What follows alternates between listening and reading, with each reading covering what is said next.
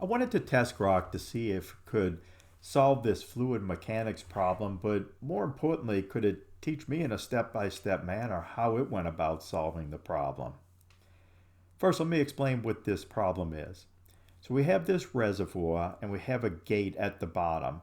It would have this mechanical failure system with this stop that can resist a force of 10,000 pounds, and it's got a hinge at the top. The reason why you may have a design like this is that as the water continues to get higher and higher, we don't want it spilling over the top of the reservoir and potentially creating a failure. So we want this stop to fail and this gate to open to release some of the water. So the first question I had is, do I actually need to supply this diagram to Grok, or can I just explain it in words? So I started by just explaining it. We have a rectangular gate submerged in water with a stop that can resist 10,000 pounds. Gave the dimensions of the gate, 3 feet by 4.5 feet wide. Bottom of the gate is at the bottom of the water column. Make sure you describe where the gate is. And then the stop is at the bottom of the gate, and that there's a hinge at the top of the gate. And I said, at what depth of water will the stop fail?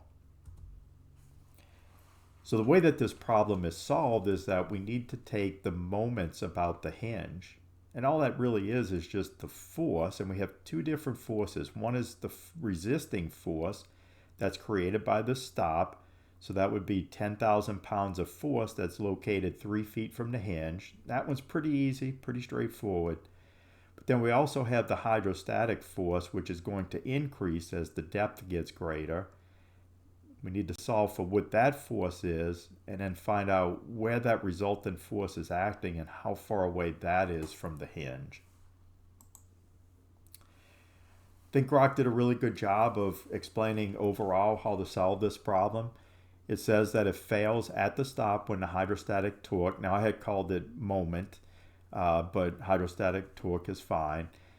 So it's the hydrostatic torque about the top hinge equals the maximum resisting torque of 30,000 foot-pounds. And it tells you where that's derived from. It tells you that it's the 10,000 pound force that comes from this stop over the 3 feet of height.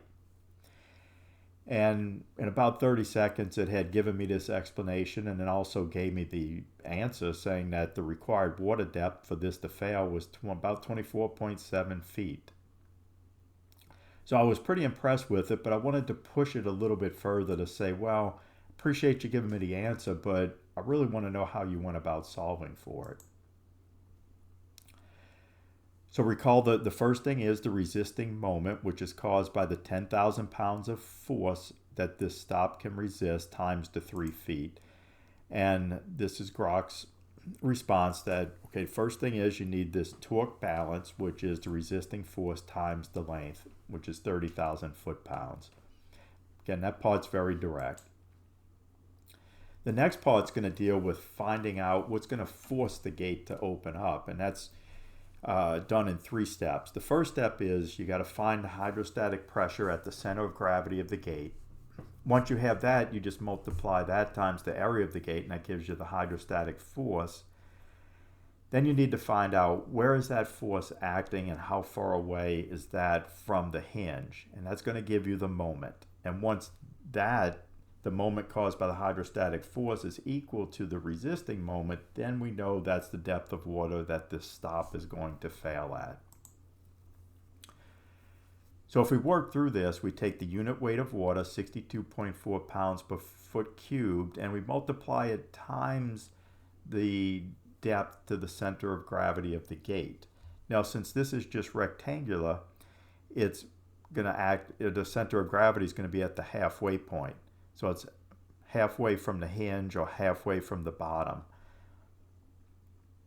So we multiplied the unit weight of water times the total depth minus 1.5 feet, and that gives us the pressure at the center of gravity of the gate. Once we have that, we just solve the force we solve for the force by multiplying the pressure times the area. We know the area is going to be 3 feet times 4.5 feet. That's going to give us 13.5 feet squared, and then your force is going to be equal to this. So let's see if Grok was able to give us that step also. So it correctly solves for the area. correctly solve for the location of the centroid of the gate, and it then tells me that the force is going to be equal to 842.4 times h minus 1.5. I happen to distribute the value of 842.4, so this is equivalent to this. One thing to notice is that I called this D and Grok called it H. Not a problem there. The final step is figuring out what is the distance of the resultant force to the hinge. So that way we can actually solve for the moment. In order to get that, we need to know where is the center of pressure acting on this gate. We use this equation to solve for it. So this is the moment of inertia of the rectangular gate, the depth of the center of gravity, which we already know, times the area, plus the depth to the center of gravity. So again, recall that the depth of the center of gravity was the total depth minus 1.5 feet. This is the equation for the moment of inertia for a rectangular object. So it's the base times the height cubed divided by 12. Plug those numbers in, you get 10.125. And we know the area is 13.5 feet squared. If you plug all of that back into the formula for the distance to the center of pressure, this is what you get. So if we put these measurements on the figure, that can be helpful in this case. This is the distance to the center of pressure. So if we know that, then we know that this is going to be the total depth minus the distance to the center of pressure. Right, so that's going to give us this point, but we really want to know what's the distance from this point to the elevation of the hinge. So in order to solve for that, we take the 3 feet minus this. And then we can multiply that times the force, and that gives us the moment. So our moment's hydrostatic force times this measurement. So this was probably the most complicated part of this problem, and I wanted to see how well Grok actually solved for it. So it correctly gives me the formula for center of pressure. It tells me what the moment of inertia is, and it also tells me what the lever arm is from the top hinge to the center of pressure. I actually kind of like the way that Grok did this a little bit differently than I did. It took the center of pressure and said that in order to figure out the moment arm, I'm going to just take the center of pressure and subtract that from the total depth minus 3. So I think that that's a little bit more straightforward than what I had done. So I prefer the way Grok solved for it, but mathematically they are both the same. So if you're actually doing this, if you weren't relying on Grok to give you the answer, which I don't recommend that you just rely on AI to give you the answer, you definitely want to understand it and go through and solve for it on your own.